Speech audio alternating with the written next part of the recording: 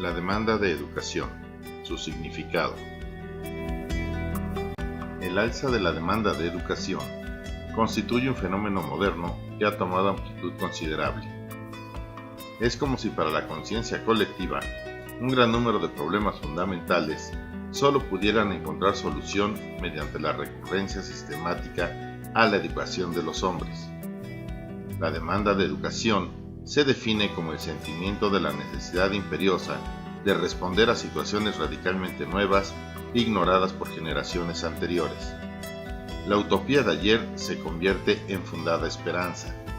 La educación permanente pasa a ser entonces objeto de una aspiración colectiva que se difunde lenta e irreversiblemente en todas las capas de la sociedad. La educación permanente, una necesidad. Estamos condenados a la educación permanente. La necesidad de educación permanente se alza primordialmente no como un lujo, sino como una obligación. Incremento y obsolescencia de los conocimientos. El enorme incremento cuantitativo de los conocimientos científicos y técnicos disponibles imposibilita la esperanza de poseer la totalidad de estos. Por otra parte, la evolución acelerada de los conocimientos provoca lo que se ha denominado obsolescencia o envejecimiento.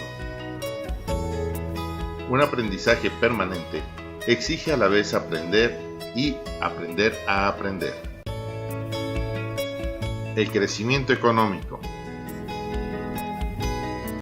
El sistema económico, que sirve de modelo y proyecto a las sociedades industriales y a las demás, es un sistema de desarrollo acelerado. Acentúa la demanda general de educación al nivel de la puesta al día de los conocimientos de trabajadores cualificados y de formación de trabajadores de elevada cualificación, capaces de reflexión y decisión. Resulta cada vez más difícil imaginar al hombre productivo del siglo XX, realizando toda su vida el mismo tipo de trabajo en el mismo proceso de producción.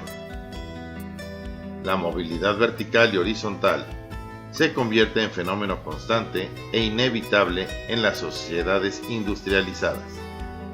La educación permanente, concebida como formación profesional continua de adultos, supone un imperativo económico. La problemática de la educación permanente irá haciéndose patente poco a poco a través de la formación profesional continua.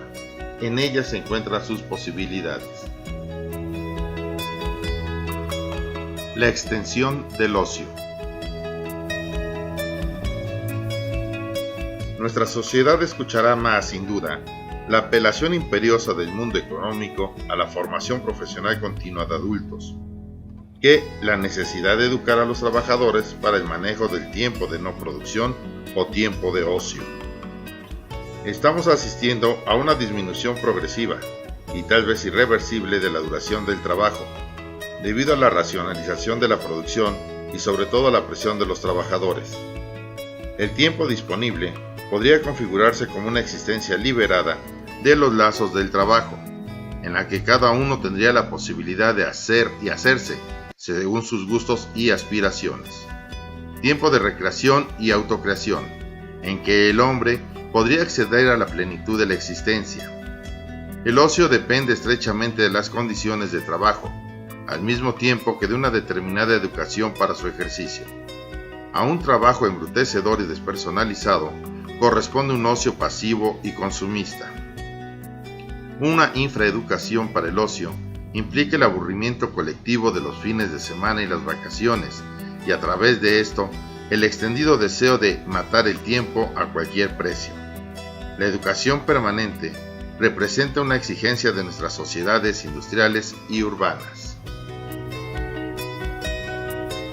La realización de la democracia. El concepto de democracia trasciende todo lo que se ha instaurado en su nombre. Del mismo modo que el concepto de educación permanente supera todo lo que se hace actualmente apelando a tal idea. Estamos asistiendo a un avance muy poderoso de la exigencia democrática, no solamente en el campo político, sino en todas las dimensiones sociales del hombre, empresa, iglesia, ciudad, escuela, etc. Esta reivindicación implica la responsabilidad y el poder colectivo.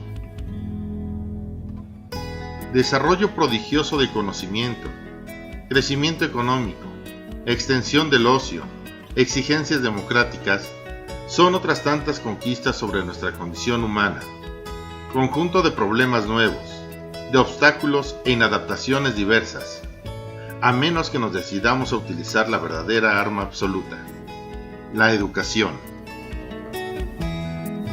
La educación permanente como aspiración. La educación permanente está a nuestro alcance debido a las extraordinarias posibilidades que ofrece la técnica.